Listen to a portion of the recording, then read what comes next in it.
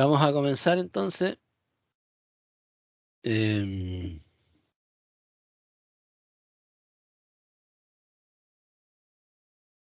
Vamos a retomar desde acá.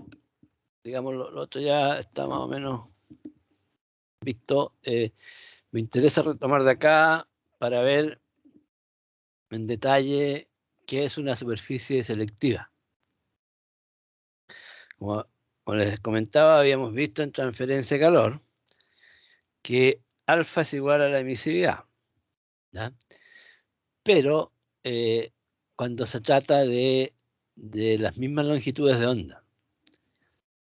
Entonces, esta curva, por ejemplo, es... No, bueno, perdón. Entonces, una superficie selectiva es una superficie como esta, la que está en negro, que tiene una alta... Esta es la curva de alfa y de emisividad, sigue siendo la misma, ¿ya? Pero el coeficiente de absorción es alto, es del orden de... Bueno, la energía, estas son las energías, pero la energía que se capta en absorción es alta en estos rangos de longitudes de onda, ¿ya? Por lo tanto, lo que yo aprovecho es esto, ¿ya? Prácticamente, y lo otro no se usa. Eso es para... esa es la radiación que emite el Sol. Entonces, eso es lo que absorbe. Y en este contexto, entonces, esta es la energía que emite el Sol, y en este contexto yo veo esto como alfa. Sigue siendo alfa igual a E, pero yo no estoy emitiendo a esa temperatura, por lo tanto no tengo energía en ese rango. Sin embargo, yo estoy emitiendo en este otro rango, en el 400 Kelvin. Y ahí la energía que estoy emitiendo es muy baja, ¿ya? La energía que estoy emitiendo es muy baja. Por lo tanto, por eso ahí sigue siendo alfa igual a E, pero lo que emito es a esa temperatura. Por lo tanto, esto viene a ser la emisividad. Entonces, la emisividad para mayor de 5 micrones de la longitud de onda es muy baja, y la emisividad para menor de 5 micrones es muy alta, ¿ya? Y en este caso, entonces, para la energía solar, la coeficiente de absorción que yo uso es este, porque está dentro de ese rango de longitudes de onda. En otras palabras, si fuera esta superficie, la superficie selectiva no son tan perfectas, pero se aproximan, ¿no? Entonces, lo que yo estoy perdiendo de energía en captar, por ejemplo, sería aproximadamente esto, ¿ya? Pero acuérdense que este gráfico está en escala logarítmica. O sea, si lo ponemos a una escala 1 a 1, esto sería muy, muy pequeño. Entonces, ese es el concepto. Hay una superficie que tiene el coeficiente de emisividad en función de la longitud de onda, como lo que vemos acá, pero nosotros tomamos entonces, cuando tomamos la emisividad, la tomamos en la energía, a la temperatura que emite, que es a 400 Kelvin, y por lo tanto queda en este rango bien pequeño. Y cuando hablamos de coeficiente de absorción es en el rango de la energía solar, que es en la línea roja, entonces nos queda una coeficiente de absorción muy alto. Ahora, ¿cómo lo hacen? La verdad es que no lo sé, en realidad incluso es un secreto, porque yo no puedo ir a comprar un litro de pintura de pintura selectiva, digamos, a la ferretería, ¿ya? En general son tratamientos que se le hacen superficiales, y al parecer ya no son tan caros, pero sí tienen guardadas las recetas.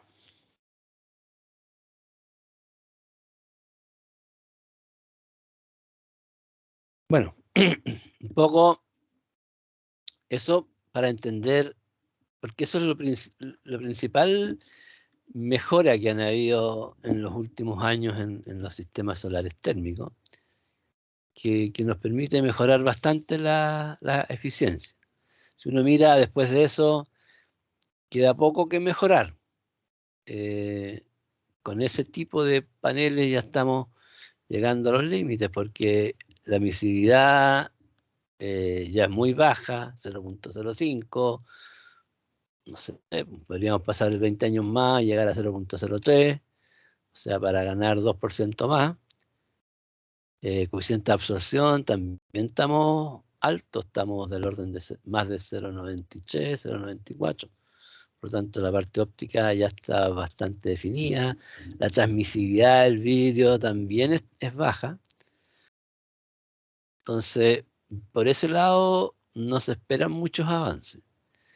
El término relevante que queda acá es la pérdida de calor por convección, entonces ahora, que antes era pequeña, pero ahora como los otros son tan pequeños, es el término más relevante, ¿ya? Y bueno, ahí quizás se pueda ganar, pero bueno, yo creo que ahí es el factor, digamos, donde uno puede mejorar la tecnología en los paneles térmicos planos. Existen algunos, bueno, yo he visto, digamos, que venden paneles que tienen como un aislante, en vez de tener una capa de aire, tienen, tienen un aislante, es como una gelatina. Pero la verdad es que, bueno, existen, pero nunca los he visto, por lo tanto, o son muy caros o no funcionan tan bien, porque también bajaría la transmisividad. Ahora, por ejemplo, ¿qué pasa si hacemos vacío ahí? ¿Se podrá hacer vacío ahí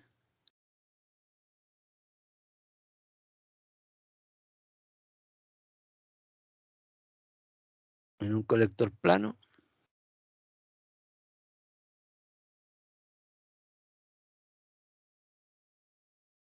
¿Qué dicen ustedes?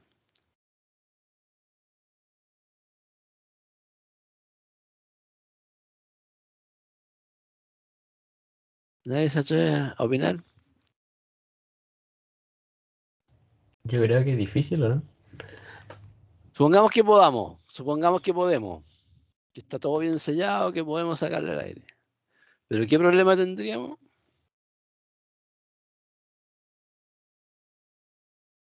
¿Que son frágiles?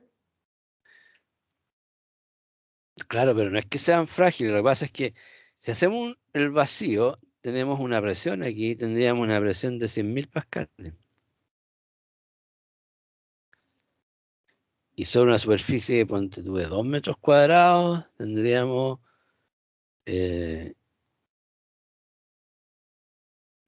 200.000 newton.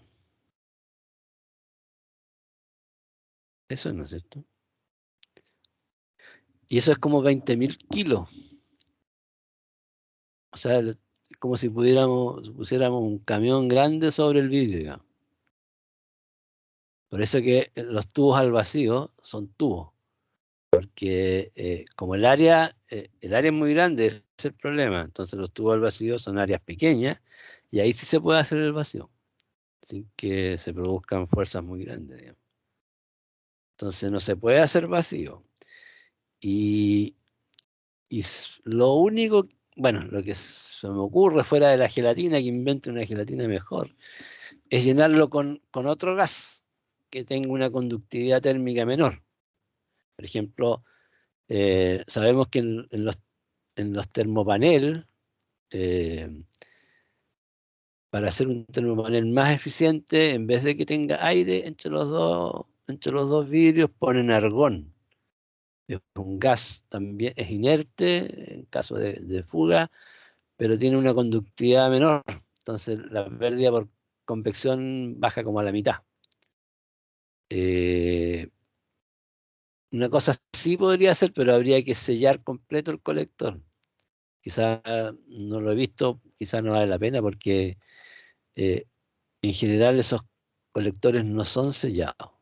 Son, son, incluso tienen unos hoyitos para que circule poco aire. Pero si yo lo sellara no tendría para qué tener esos hoyitos, pero es difícil sellar una superficie tan grande. Entonces, como que no tiene mucho sentido porque si queremos vacío o si queremos disminuir la convección, tenemos los tubos al vacío. Entonces lo más probable es que se lleguen a presios más bajos, digamos. Si yo hiciera vacío, bueno, no puedo hacer vacío, pero si yo pusiera argón ahí, por ejemplo, el efecto que yo tendría sería, no sería tan eficiente como en el caso del tubo al vacío. Seguramente mejora respecto al plano, sí, pero a lo mejor los costos son tan altos que en ese caso mejor compro uno de tubos al vacío. Después vamos a ver cuáles son estos captadores de tubos al vacío. Por lo tanto, yo diría que en colectores planos no deberíamos esperar mucha sorpresa en el futuro. Y ya son bastante eficientes, digamos, ¿no? Es por eso, porque ya hemos llegado a una eficiencia alta y lo que queda por mejorar es- bueno, no se ha hecho todavía, como digo. Puede que inventen un sistema serio, un sistema de gel, que mejore un poco, pero tampoco va a ser tanto. Entonces, lo que estamos viendo acá es el efecto de este último avance, que es las emisividades, entonces. Entonces, por ejemplo, si yo tengo una temperatura en la placa colectora de 70 grados Celsius, y si tengo una temperatura de vidrio de 30, eh, bueno, el calor por radiación se calcula en forma simplificada, ¿ya? Saben que evidentemente, efectivamente, esa no es la ecuación, esta ecuación es para una superficie que rodea completamente la otra, pero bueno, para tener una primera aproximación.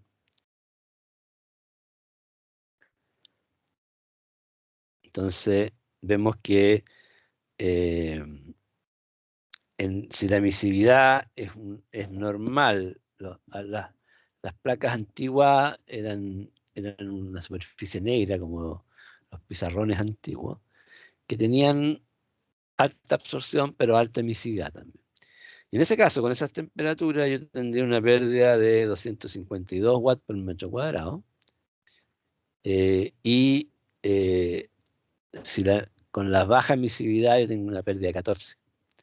Entonces bajo drásticamente la pérdida por radiación. Y ese es el orden de magnitud, ¿ya? Yo puedo tener, no sé, unos 600 watts ahí incidentes en la placa de la energía solar que traspase todo eso. Va a depender de lo que tengo, evidentemente, las temperaturas. Y en un caso pierdo por radiación 250, o sea, me quedan 450 aquí útil. Y en otro caso me quedan prácticamente los 590 útil, ¿no? Entonces, ese es el nivel de efecto que tiene la superficie selectiva. Entonces, si uno mira, por ejemplo, un catálogo, uno va a mirar unos coeficientes que vamos a ver más adelante para ver la calidad del equipo. Pero ya mirando esto, uno se puede dar cuenta si el equipo es de buena calidad o no, ¿no? Yo diría que estos ya no deberían venderse. Bueno, hace un tiempo se vendían, eran más baratos, pero me da la impresión de que ya no deben quedar ya ese tipo.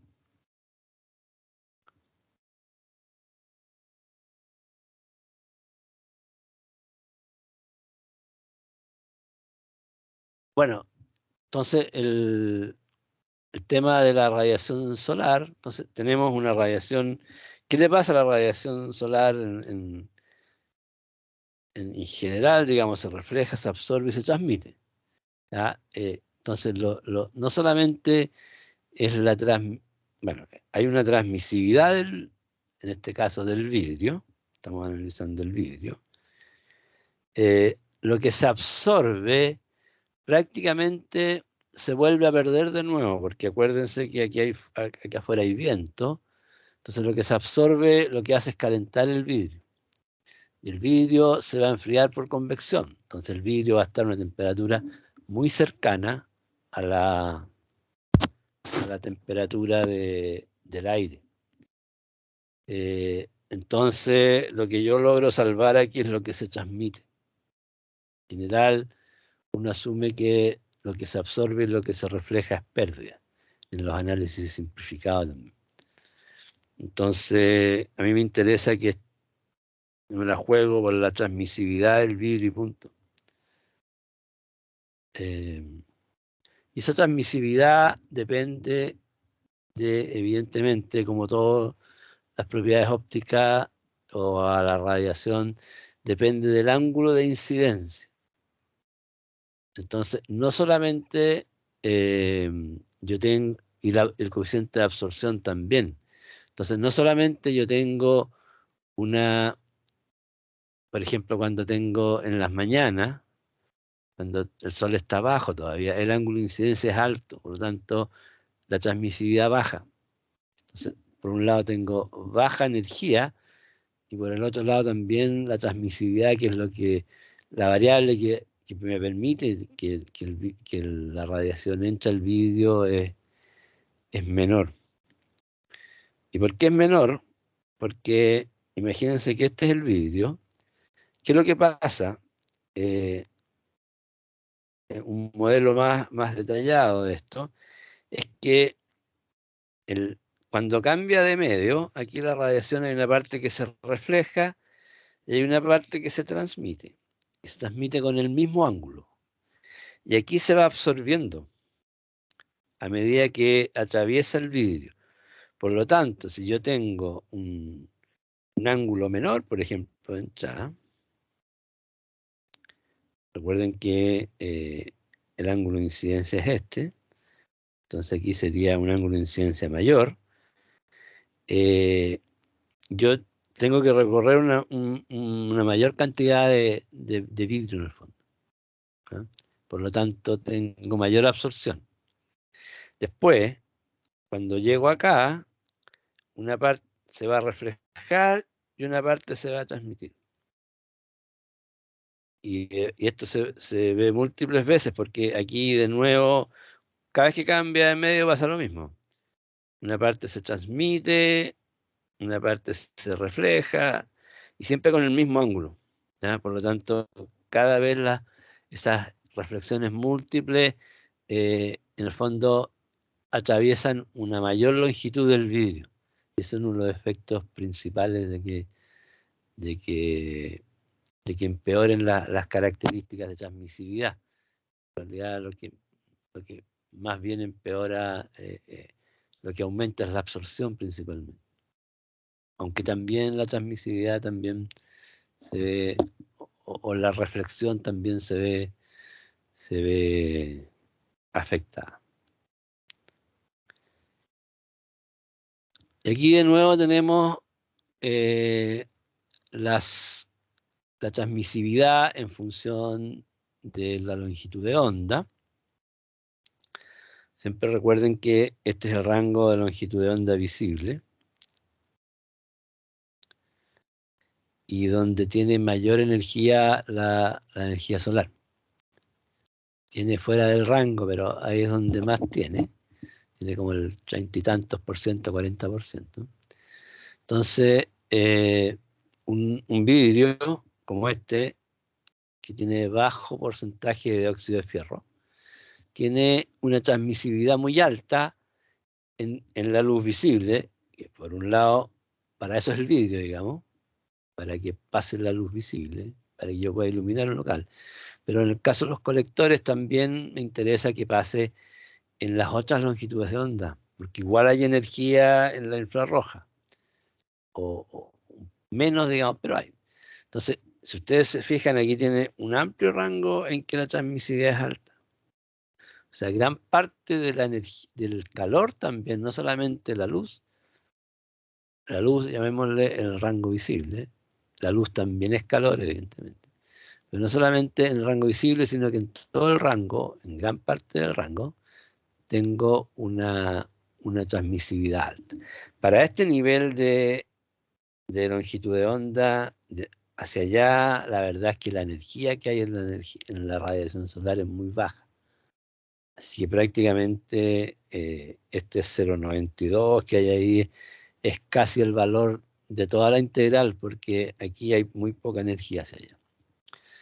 Y si empezamos a aumentar el porcentaje de óxido de fierro, la transmisividad baja.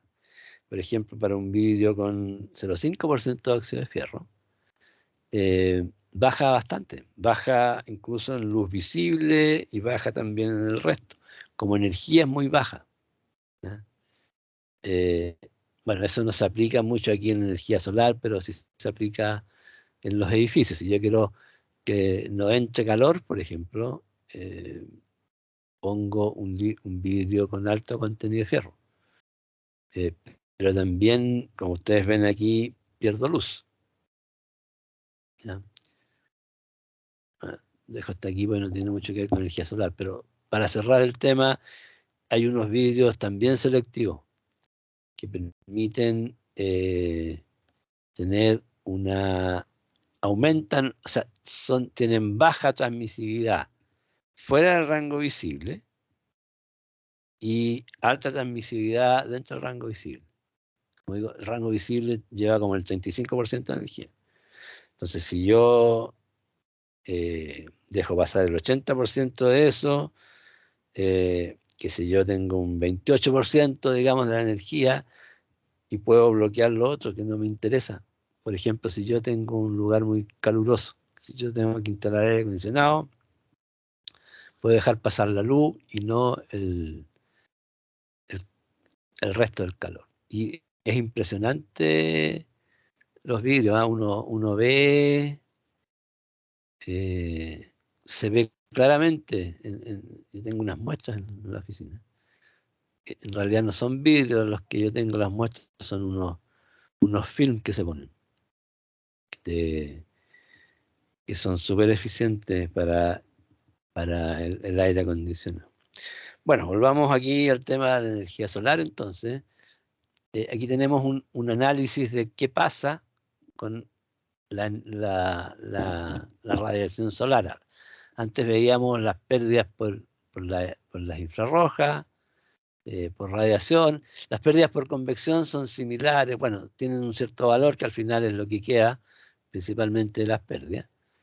Y aquí, ¿qué es lo que pasa con la radiación? Entonces, si tenemos 800 watts que llegan, el vidrio típico, este es un vidrio normal, digamos, tiene un 7% de transmisividad, entonces, perdón, de reflexión, entonces yo reflejo 56, entonces me quedan 800 por 0,93, son 144, de esos 744 absorbo un 7%, hay una coincidencia que el coeficiente de absorción es más o menos igual al de transmisividad, por lo tanto absorbo 52, y como les decía, esos 52 lo más probable es que salgan hacia afuera, y lo que pasaría entonces son los 800 menos lo que reflejo, menos lo que absorbo, y esos son 692.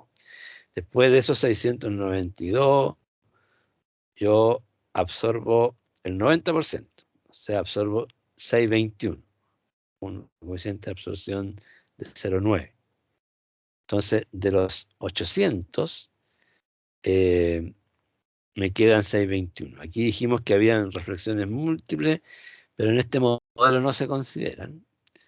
En realidad, esta reflexión ya es pequeña, es del orden de bueno, aquí es del 10%, pero en realidad los vidrios reales son más bajos, y por lo tanto lo que va a volver a la placa va a ser relativamente pequeño, porque ese 10% se va a reflejar de nuevo en una parte pequeña, ya me queda como el 1% y se va a absorber. Entonces estamos hablando de aquí que es el 1, después viene el 0,01 y ya estamos en el análisis simple. Este es un buen resultado. Ahora se habla de rendimiento óptico. Entonces, ¿qué es lo que me interesa aquí? La energía que llega, la energía absorbida, será igual a la energía incidente por, a grandes rasgos, el tau del vidrio y multiplicado por el alfa de la placa. Entonces, a ese tau alfa se le llama el rendimiento óptico cuando se pone en esas condiciones. Entonces, con eso yo puedo tener una idea de cómo es el comportamiento del conjunto vidrio-placa. ¿Eh? Y es bastante aproximado. Si bien es cierto, yo no lo uso para caracterizar el colector, porque eso se mide, pero sí, si yo quiero entender un poco el problema, es bastante aproximado. Después, cuando vean en la literatura, aparece I por tau alfa, así, sin los subíndices. Y uno tiene que acordarse de que viene de acá y que el tau es el del vidrio y que el alfa es el de la placa. Y no tiene sentido el alfa del vidrio, por ejemplo. Como les digo, lo que se absorbe en el vidrio se da por perdido.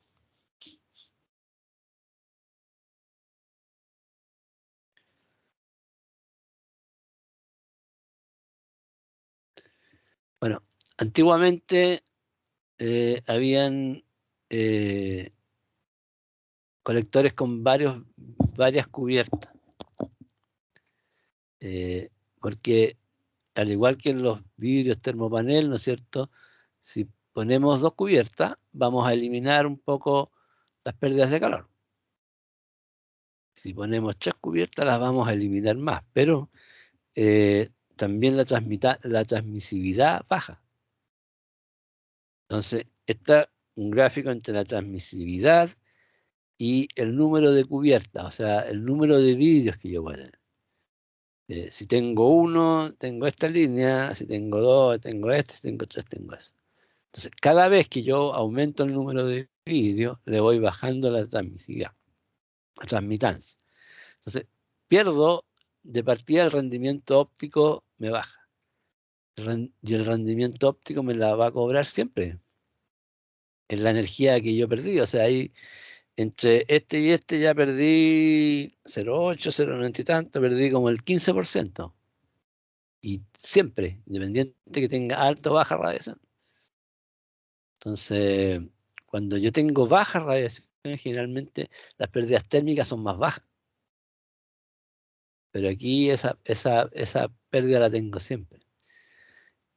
Y aquí otra cosa interesante de este gráfico, que más o menos a partir de los 60 grados de incidencia, recuerden que el ángulo de incidencia es entre la normal a la superficie y el rayo de sol.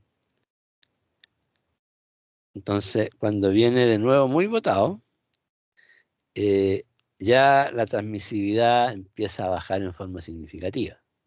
¿Ya? Con un ángulo de incidencia, por ejemplo, de 70 grados, si yo tengo una cubierta, baja como a 0,75 más o menos la transmisividad.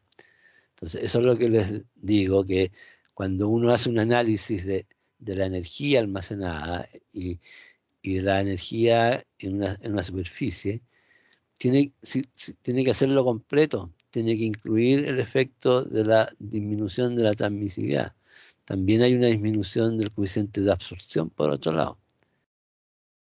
Porque si no, ve la mitad del problema nomás. O sea, en la medida que yo me alejo de la normal, voy a perder por todos lados.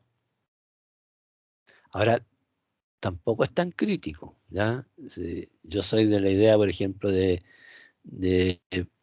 no tratar de buscar los mejores ángulos, sino que tratar que sea más fácil de instalar el equipo y que no se vea feo. Pero sí tenemos que tener claro de que yo voy a perder energía. Y tenemos que saber calcularla también. Y para calcularla tenemos que hacer el cálculo completo. No podemos calcular solamente la energía incidente en el plano del colector, tenemos que calcular lo que traspasó, los vidrios, etc. Al final, la eficiencia, la energía que tiene, porque también a esas alturas, a esas horas donde tengo altos ángulos de incidencia, lo más probable es que tenga poca radiación. Entonces, insisto aquí, yo soy partidario de, casi siempre me funciona bien, digamos, en el sentido de, por ejemplo, poner los paneles en el techo nomás, sin tanta estructura en unas casas. Y lo más probable es que me salga incluso más barato agregar un panel más que poner toda la estructura. Y por lo tanto, por ese lado yo incluso gano energía. Pero si lo voy a evaluar, tengo que evaluarlo bien, y no solamente entonces con la radiación incidente, sino que con la radiación absorbida y en el fondo con el calor absorbido también, porque, insisto, la radiación absorbida baja como porcentaje, pero la energía generalmente también baja a esas horas. Profe, ¿Sí? una pregunta. ¿Sí? Es que yo he visto acá por el sector de Pichilemu que implementaron como esos paneles, pero el panel como que va siguiendo la posición del sol. ¿Pero sale a cuenta en realidad hacer eso? Pero son paneles fotovoltaicos, ¿sí o no? Sí, son Sí. fotovoltaicos. Sí sale a cuenta. De Sí. hecho, ¿cuántos años atrás? Unos 4 años atrás, un alumno, un memorista, calculó 4 o 5 años atrás, calculó los análisis económicos de los sistemas fotovoltaicos. Y a él, en esa época, le salió que lo único que era rentable eran los paneles que iban siguiendo al sol.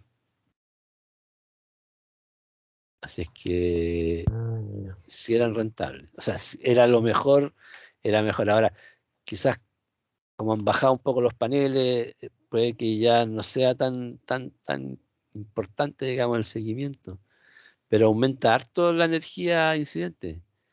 Y pasa lo mismo en los fotovoltaicos. Tienen la energía incidente, pero también tengo la transmisividad. Y ahí voy a tener prácticamente casi siempre incidencia perpendicular. Porque eso es lo que hacen, siguen el sol, entonces tengo el ángulo de incidencia perpendicular, gano Claro. en energía, que si bien los mapas que teníamos, que vimos en las clases anteriores, aumenta como el 35%, pero además mejoran estas cifras de transmisividad. Entonces no es solamente ese 35% extra, sino que es la transmisividad y la absorción que yo también gano por eso. Entonces sí, efectivamente son buenos. En la medida hay que ver cuál es el costo del sistema de tracking, sí. Eso no lo sé. Pero él hizo el análisis económico con costos internacionales en el sistema de seguimiento, y le salía que los más, los que tenían mejor rentabilidad eran eso.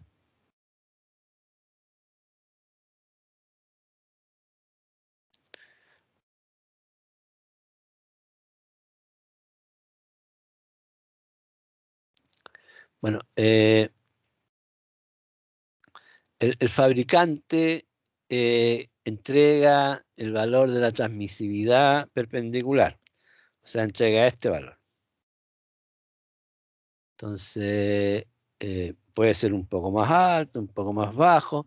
Entonces, para trabajar, porque el fabricante de un colector no va a entregar todos estos gráficos. Entonces, para trabajar con la transmisividad en función del ángulo de incidencia, lo que se hace es trabajar con este otro gráfico, que en el fondo es el tau alfa. Y aquí están las dos cosas. el tau y el alfa, ¿se acuerdan? El tau del vidrio y el alfa de la placa. El fabricante entrega el tau del vidrio y el alfa de la placa en condiciones perpendicular, de incidencia normal. Entonces, para calcular el real, me quedaría este gráfico. Entonces, yo saco los valores de acá. Entonces, el tau alfa sería igual al valor del gráfico, llamémoslo, multiplicado por el tau alfa n, que es el que me da el fabricante. Entonces, este gráfico sirve para entonces tener, a partir del dato del fabricante, poder tener el tau alfa frente a cualquier ángulo de incidencia. ¿Y qué más? Bueno, también hay 1, 2, 3, 4 cubiertas, pero en realidad el que sirve es ese. Y lo que hay que hacer acá es simplemente ajustarle una curva, una ecuación a ese gráfico, digamos, ¿no? Así trabajamos nosotros por lo menos. Se le ajusta una curva y después es muy fácil, porque si yo tengo la radiación incidente y el ángulo de incidencia, que ya vimos cómo se calculaba, que ustedes ya saben calcularlo, pueden calcular entonces no solamente la radiación incidente, sino que la radiación realmente absorbida por la placa, multiplicando por este tau alfa, pero en función del ángulo de incidencia.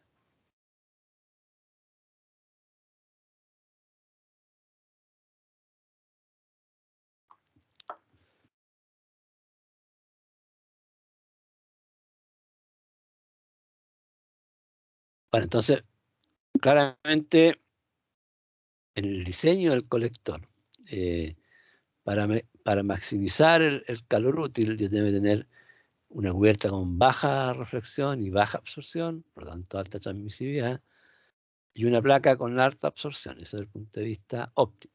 Desde el punto de vista térmico, debe tener, además de alta absorción, baja emisividad, y la convección, la verdad es que por el momento queda así. Y hasta el momento, si se quiere disminuir la convección, lo que se hace es pasar a los tubos al vacío.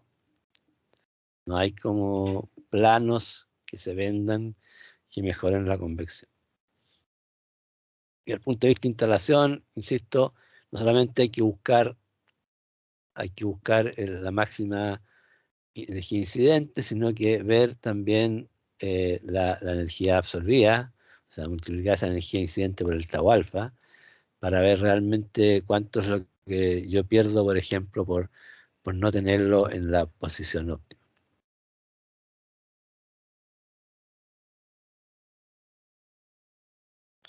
Bueno, ahí hay un pequeño ejemplo que ustedes lo pueden hacer después. Es, en el fondo, calcular lo mismo que vimos, pero juntar los modelos de óptico con los térmicos, evidentemente sin la convección. Pero al final lo que se obtiene, a ver, yo les voy a dar el resultado aquí.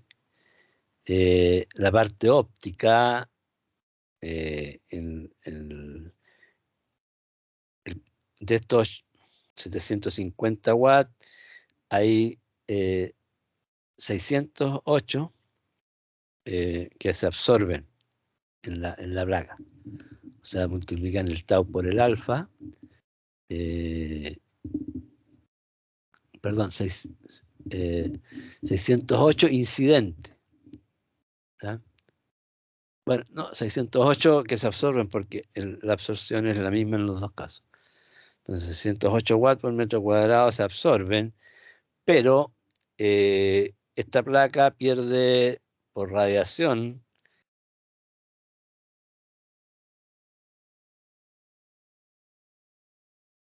esta pierde 408,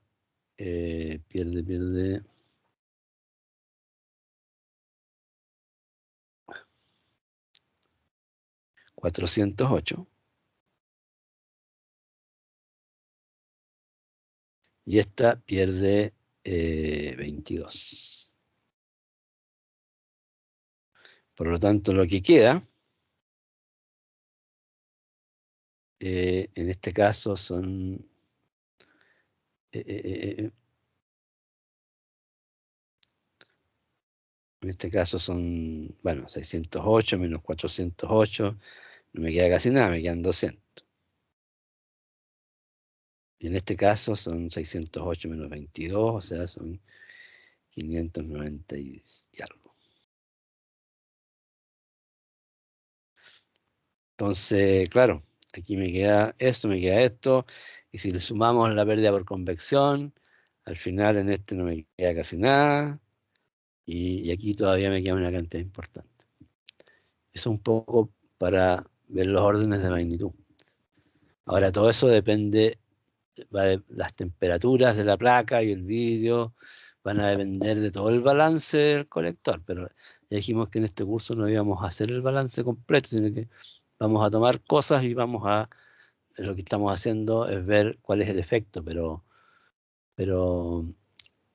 cuando, cuando hagamos los análisis, como le digo, ese análisis, ese modelo de cálculo que también sale en el DAFI, sirve para diseñar el colector.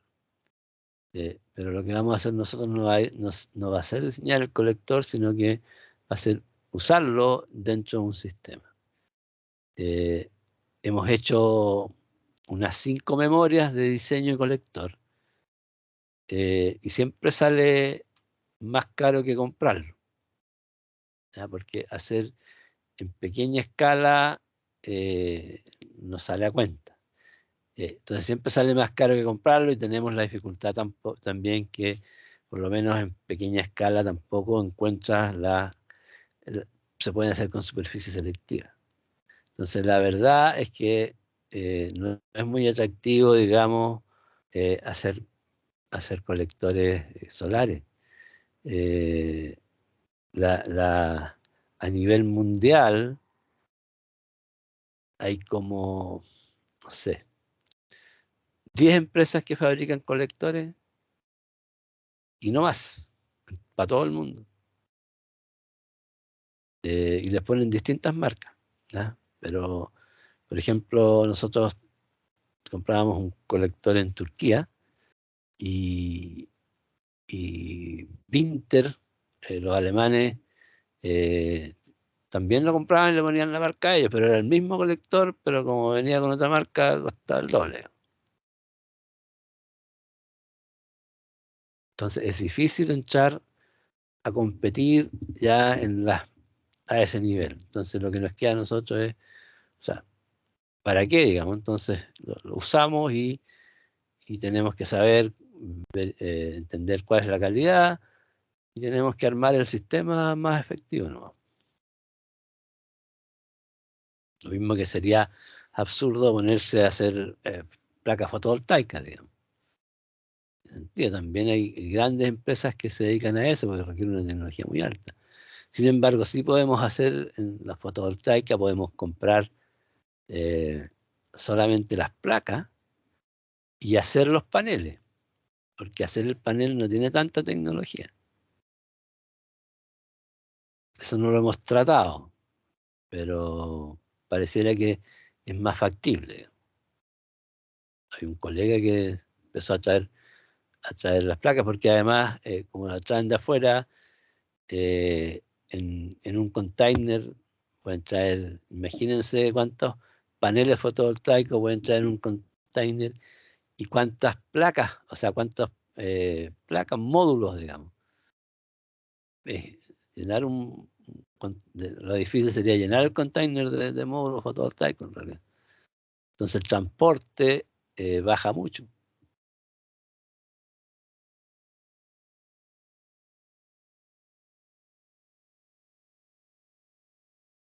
Bueno, ahí está el ejercicio para que lo hagan en realidad. Bueno, entonces, entendiendo un poco cómo son las placas planas térmicas, vamos a hacer un balance, pero este balance, como digo, no es, al final lo que queremos llegar, al final de este balance lo que vamos a llegar es a la curva, a lo que se llama la curva característica del panel. Así como, por ejemplo, ustedes seguramente habrán visto la curva característica de una bomba que me entrega, qué sé yo, el caudal y la pérdida de carga. Aquí es lo mismo. En función, entonces me entrega el rendimiento en función de una variable que vamos a definir en este análisis.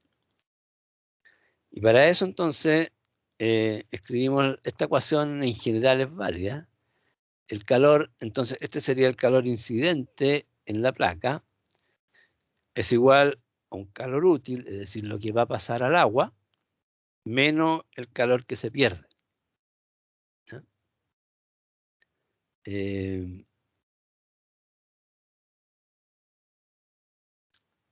¿Y cuál es el calor?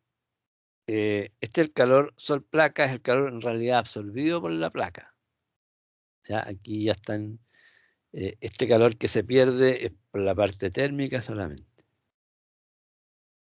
Entonces, lo que llega a la placa, el Q sol-placa es la radiación incidente por el área, por la transmisividad del vidrio, por el alfa de la placa.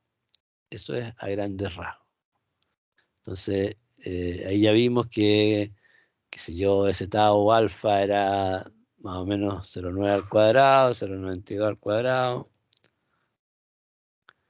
Era como entonces 0,85. ¿Ya? Entonces ya el rendimiento aquí es del orden de 0,85, el rendimiento óptico máximo a incidencia normal.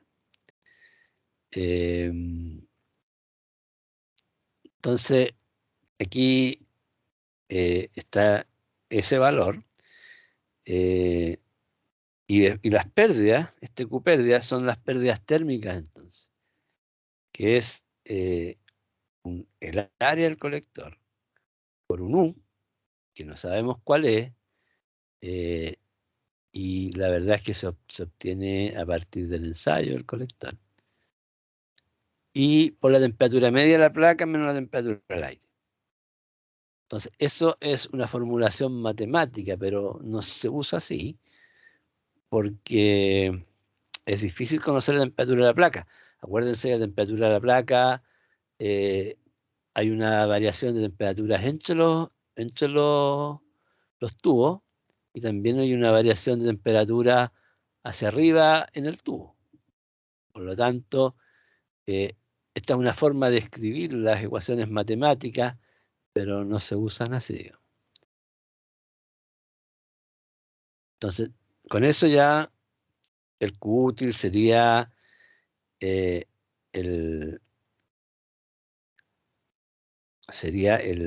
es la radiación absorbida por la placa, ¿no es cierto? Menos las pérdidas. Y sacamos factor común el área. Entonces aquí ya tenemos que el área de las pérdidas de calor es igual al área de las ganancias por radiación.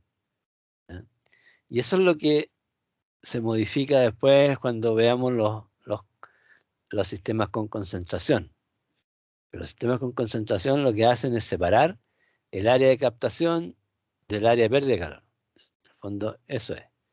Pero acá es la misma. Entonces ahora, ¿qué se hace? La temperatura de la placa es muy difícil de obtener y se trabaja entonces, es más fácil obtener la temperatura media del agua. ¿Ya?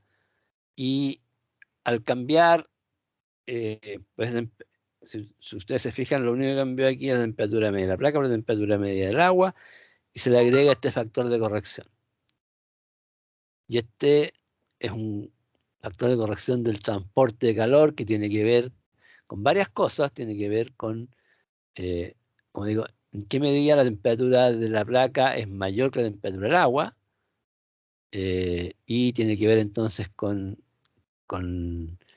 el flujo de agua que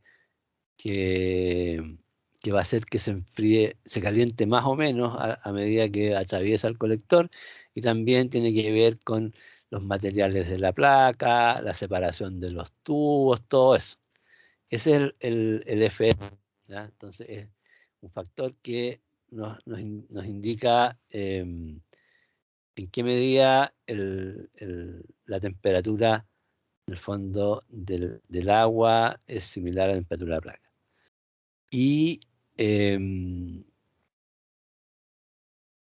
eso se hace para una...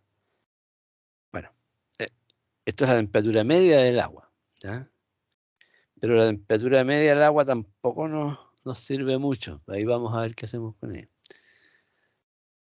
Entonces,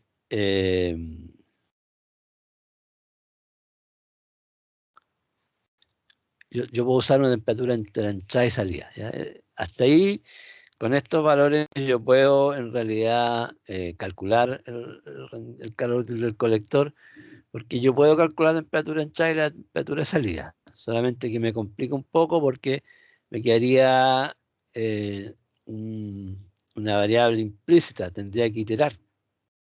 Porque para calcular temperatura de salida tengo que ver cuánto calor capté y después tengo que recalcular varias veces la temperatura de salida para tener la temperatura media del agua. Eso se puede hacer, pero vamos a ir viendo que en la práctica tampoco se hace. Pero esto ya me sirve como, me es útil ya como para empezar a calcular.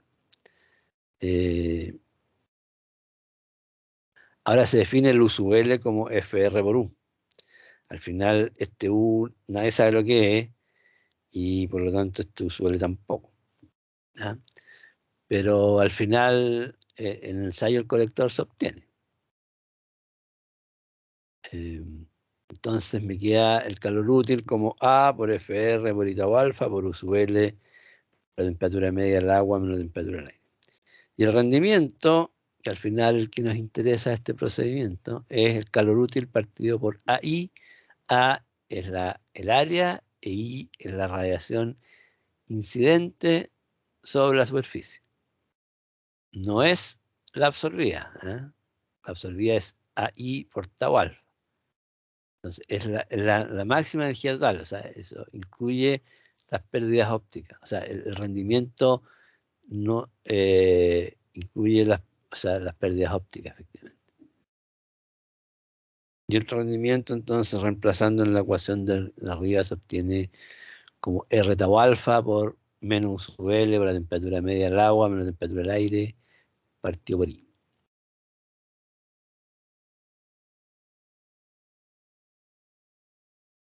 Acá hay un par de problemas. La temperatura del agua es una media, es incómoda y el U sub L no es constante en la práctica. No es constante porque depende del delta T, porque hay unos efectos de convección natural.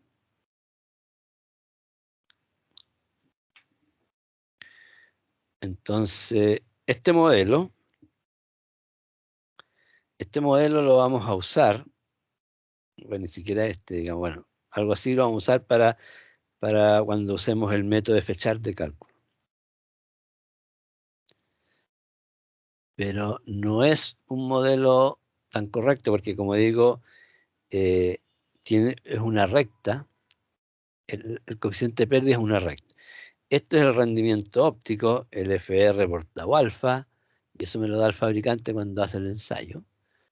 Y esto es la pendiente que me da el U por L, y yo no lo calculo, o sea, yo no lo mido, no tengo cómo calcularlo en forma teórica, sino que se mide, se hacen los ensayos, se obtienen los puntos y se obtiene aquí la intersección y la pendiente. Pero cuando uno hace los ensayos se da cuenta que esto no es recto, sino que es una curva. ¿Y por qué es una curva? Por lo que acabamos de decir, que esto no es constante porque hay unas convecciones naturales que dependen en el fondo del delta T. Entonces, la mejor forma de entregar el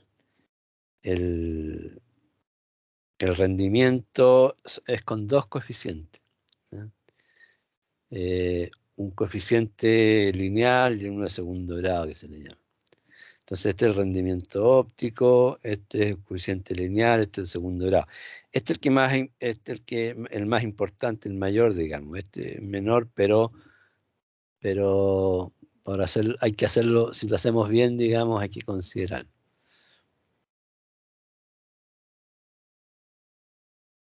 Entonces, este es el rendimiento que me entrega, esta es la curva del fabricante, entonces el fabricante me entrega el N0, el A y el B. Y con eso, esa sería como la curva de funcionamiento del panel y en base a eso uno hace la simulación. Y aquí la gracia está también, no solamente hacen el segundo, que esto tiene una pendiente, sino que pasamos aquí a la temperatura de entrada del agua. De hecho, bueno, es así. El fabricante entonces me entrega el B y el A. No me entrega el USUL. Si yo quiero obtener el USUL, tendría que dibujarlo en este gráfico y ajustarle una recta a los puntos.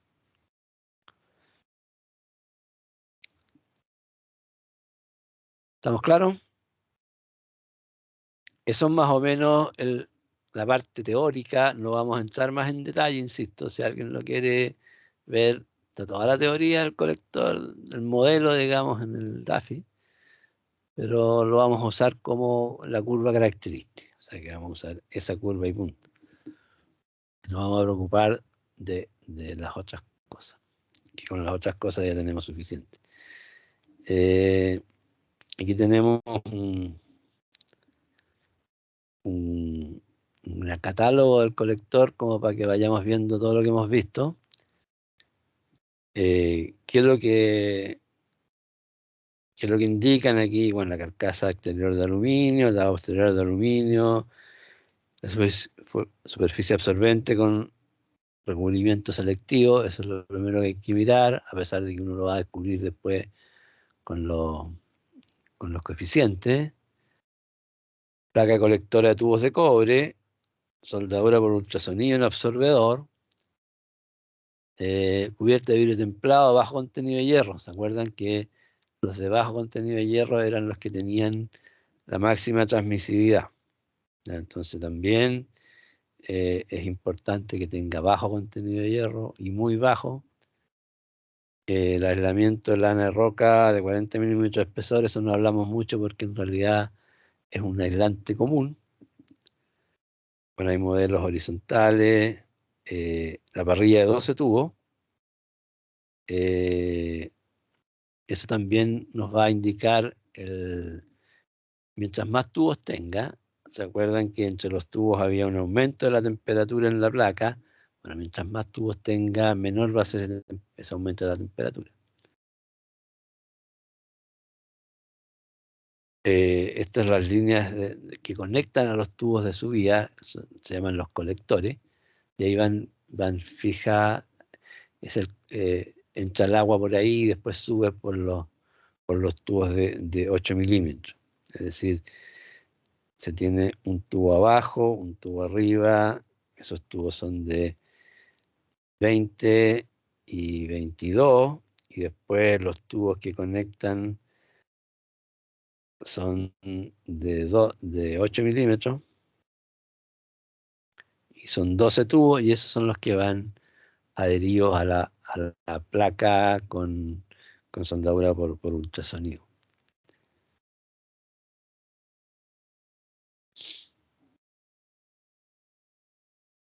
Bueno, la vaina de sensor de temperatura incluido, ustedes se acuerdan, en el sistema uno tiene que medir la temperatura de salida del agua para hacer funcionar el sistema de control.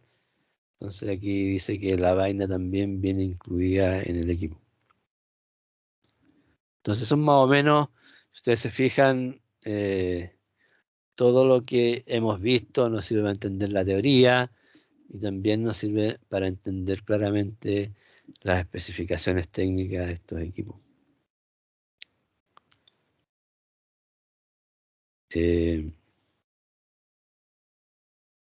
Aquí tienen otro modelo con otras con otras características. Y aquí aparece este es el rendimiento óptico, que es 0,788, que no es muy bueno. Este es el coeficiente de pérdida del A, este es el coeficiente de pérdida del B. No es un buen colector este.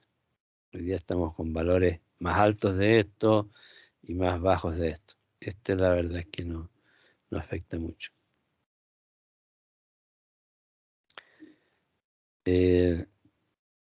Aquí están más características, el área, la presión máxima de trabajo son 10 bar. En general, uno trabaja con temperaturas, perdón, con presiones más bajas que 10 bar. Trabajamos con del orden de 4 o 6 bar.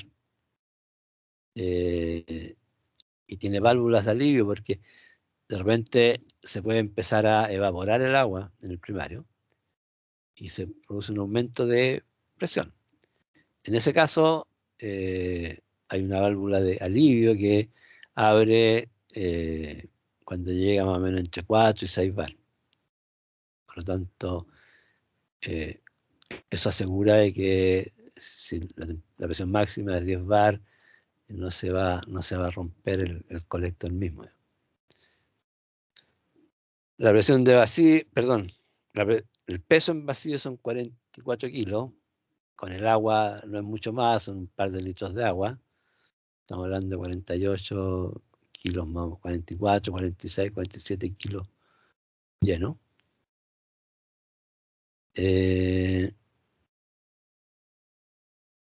Aquí está, tiene 1,7 litros de agua, o de mezcla de agua con anticongelante. La verdad es que no tiene, no sé, mucho sentido encontrarle, digamos, a los ángulos. En realidad, un equipo que uno le puede poner cualquier ángulo. Es una recomendación quizás para no sé, si fuera un termosifón, yo entiendo que tenga que tener un ángulo mínimo, pero un 15 grados para un termosifón igual es muy poco. La verdad es que ahí no, yo creo que ese dato no lo entiendo.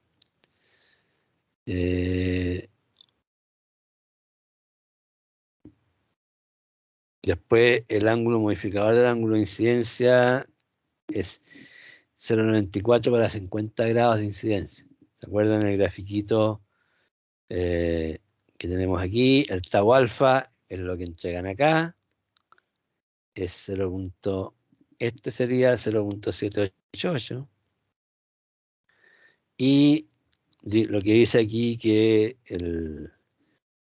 a los 50 grados de incidencia, yo voy a tener aquí 0,94 por 0,788. Pero la verdad es que eso, por lo menos nosotros no lo usamos porque uno prefiere, porque ahí tengo un punto. Lo que yo prefiero es usar la curva completa estándar de los típicos casos del ángulo de variación con el ángulo de incidencia. Este es el caudal recomendado de 30 a 180 litros por hora por metro cuadrado, según la aplicación. Si ustedes se fijan, tampoco es mucho. Un panel de 2 metros cuadrados que sirve para una casa y son 180 litros por hora.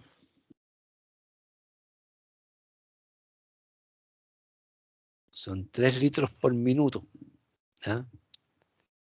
Es bien bajo en realidad. Ese es el flujo máximo. De hecho, cuando hemos hecho paneles hechos por nosotros, digamos, para hacer los ensayos, el flujo es tan bajo que lo hacemos con las bombitas de los acuarios, la bomba de circulación de los acuarios, para un panel.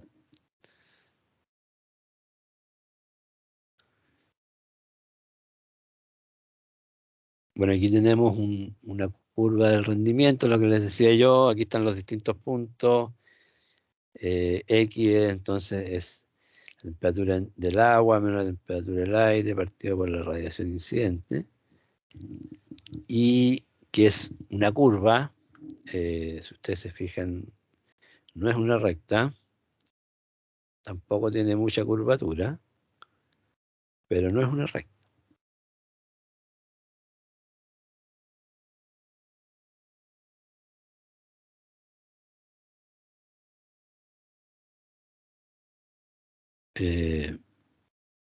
Entonces, generalmente, cuando usamos el F-chart, lo que hacemos no es ponerle este valor, porque no es correcto, sino que ajustamos una recta a esos puntos. Si no, en esta parte es como, bueno, es como si estas pérdidas de segundo grado no existieran. Es poco honesto, digamos. Pero ahí de nuevo el rendimiento óptico, fíjense que este es bastante mayor que el otro. El rendimiento, el A es bastante más bajo. El otro era 0,78, este 3,5, el otro era como 3,90 y algo. Entonces, es bastante mejor, digamos. Entonces uno ya puede ir reconociendo la calidad en base a las características técnicas, sobre todo a estos coeficientes. Evidentemente este también debe tener una coeficiente en la placa selectiva.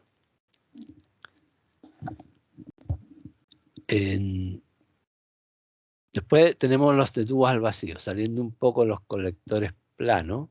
Como decíamos, si queremos disminuir las pérdidas por convección, hasta el momento se opta por pasar a los tubos al vacío. Y lo que hace entonces es hacer el vacío y disminuye las pérdidas por convección. Pero, y por lo tanto, el USU-L baja y esta pendiente baja. Esta pendiente, qué sé yo, puede llegar por acá. Pero baja el rendimiento óptico también. Porque es un tubo más grueso que el vidrio normal y es un tubo. Por lo tanto, los ángulos de incidencia también bajan. Entonces, un colector de tubo al vacío baja generalmente el rendimiento óptico y después lo que gana es que la pendiente es más baja, por lo tanto, después sigue perdiendo eficiencia más lentamente. Entonces uno tiene que ver dónde lo va a usar. Si lo va a usar en este rango, le conviene un tubo al vacío. Si lo va a usar en este otro rango, le conviene un colector plano. Entonces, no es evidente. Y los colectores tubo al vacío cuestan como el doble de un colector plano. Entonces, hay que analizar bien claramente qué es lo que me conviene. Lo que hemos hecho nosotros, los análisis que hemos hecho en aplicaciones, digamos, de la zona, digamos, no sé, de Arica a Puerto Montt, no conviene usar tubo al vacío para agua caliente, por ejemplo. Tendría que tener quizás más al sur, donde haya menos sol, o aplicaciones de más alta temperatura, no para agua sanitaria, a lo mejor para un proceso industrial. Pero si no, no, digamos. Ahora, esto se usa mucho en Europa, pero estamos hablando de que en Europa a veces tenemos temperaturas exteriores de 20 grados bajo cero. En ese caso, sí, porque en ese caso estamos trabajando por acá. Pero aquí en Chile nosotros trabajamos por acá. Y los rendimientos son muy similares y el precio es el doble. Aquí los rendimientos aumentan considerablemente y hay que ver en qué momento se paga la diferencia de precio.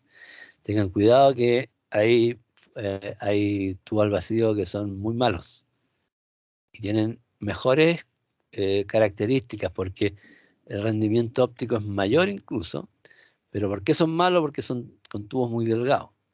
O sea, al ser el tubo muy delgado, aumenta el rendimiento óptico, pero se rompen muy fácilmente. Y bueno, los colegas de Chillán una vez importaron de China 10 tubos al vacío, le llegaron 4 quebrados,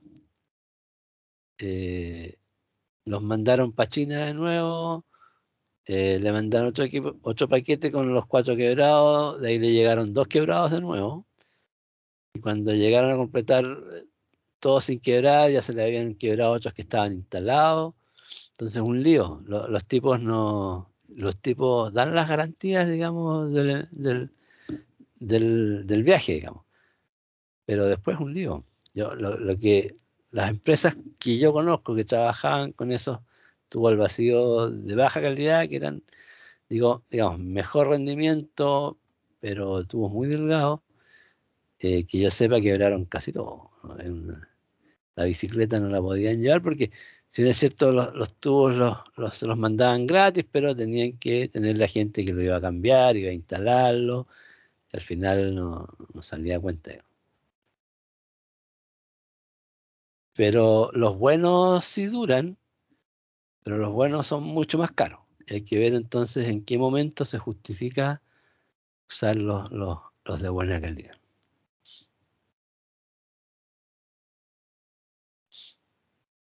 Bueno, es lo mismo, ¿ah? Es el tubo, está pegado a como una aleta, donde circula el fluido. Generalmente estos son cerrados y funciona con cambio de fase incluso.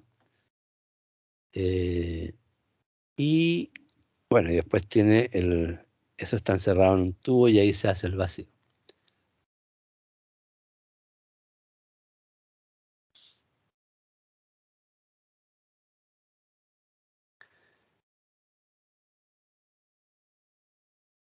Fíjense que tiene 47 milímetros exterior y 37 milímetros interior, o sea, un vidrio de 5 milímetros y además que es curvo. Entonces, tiene los coeficientes, el óptico ahí es malo y por eso que baja. O sea, bueno, es lo que es, digamos, pero es más bajo que el colector plano.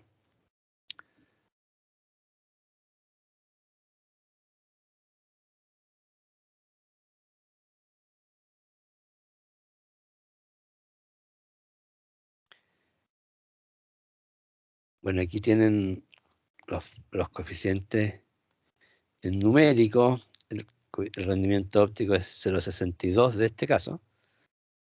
Recuerden que el otro era del orden de 0,80 y algo. Entonces aquí bajo como el 25%. Pero en el A es 0,99, en el otro eran del orden de 4. O sea, la pendiente es como un cuarto del otro.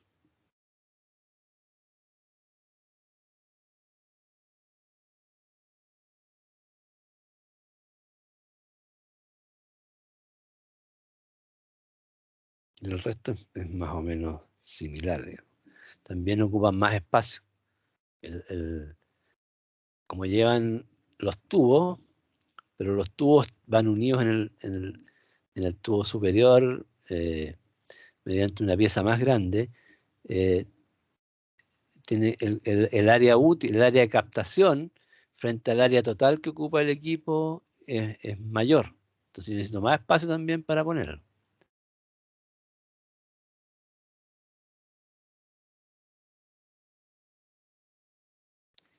Bueno, vamos a dejar hasta aquí por ahora. ¿Alguna consulta?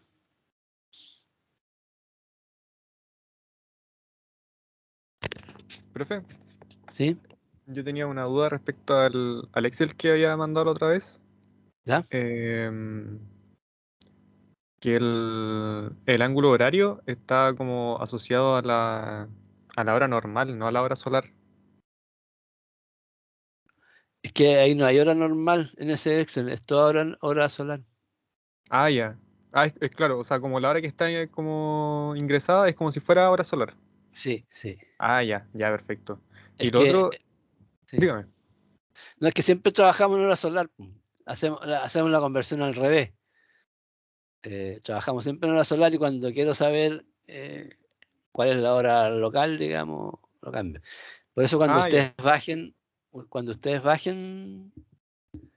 eh, bajen un archivo de internet, tienen que fijarse, eh, eh, tienen que correrlo para que quede la hora solar.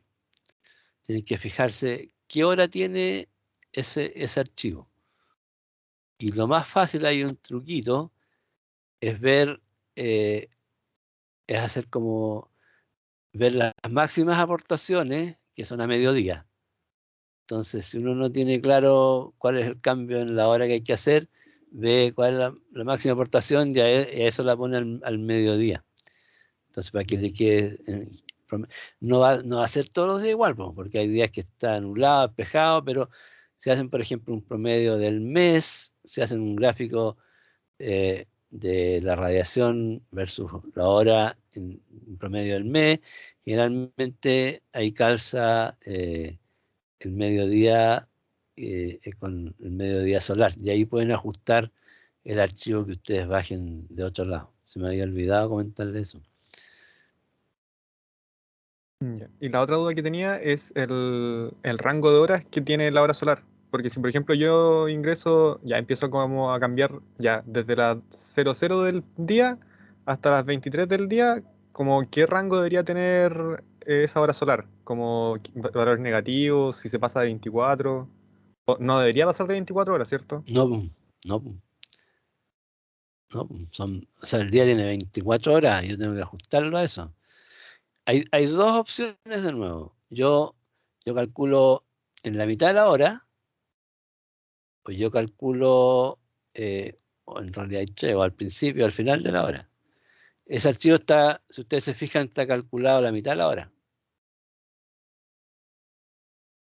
Porque Sí, está, sí, sí, sí. sí, y sale el sol a la hora que sale, digamos, pero entonces tienen que fijarse en eso. Cuando trabajemos con Transi, creo que lo hace al principio de la hora y hace un cálculo ahí del valor promedio entre la hora, no me acuerdo bien cómo era. Pero eso todavía no lo vamos a ver.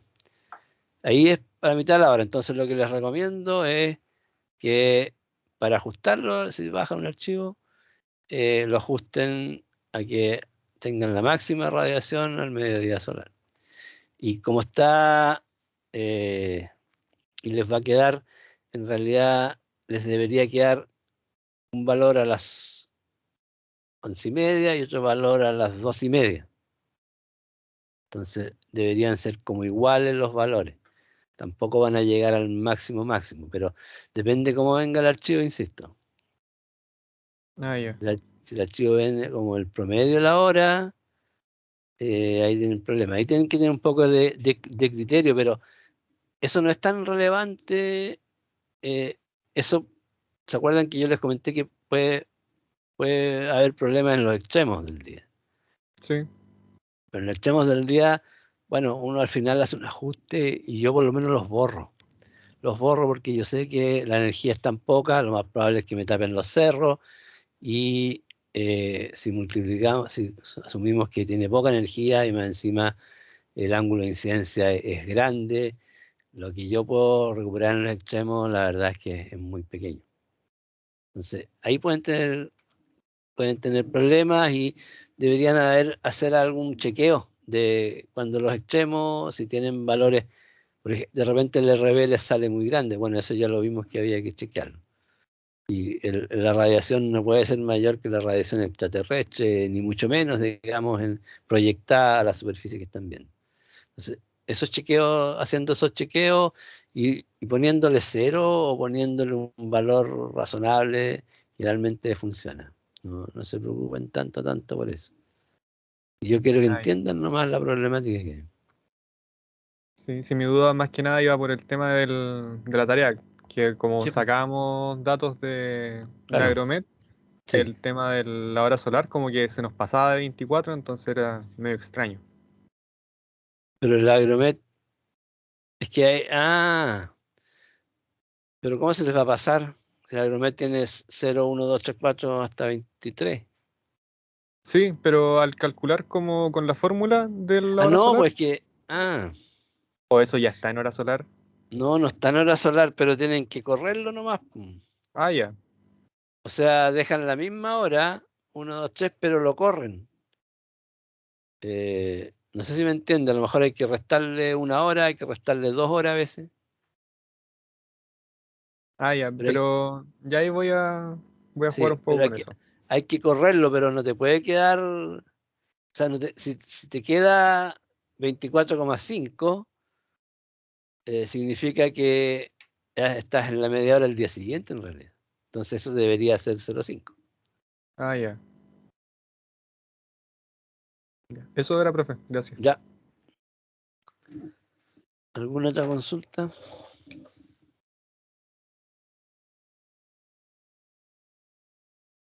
Bueno, dejamos hasta acá entonces y nos vemos la próxima semana. Cuídense, celebren con precaución y mucho cuidado. Nos vemos entonces la otra semana. Chao, profe, que esté bien. Chao, igual.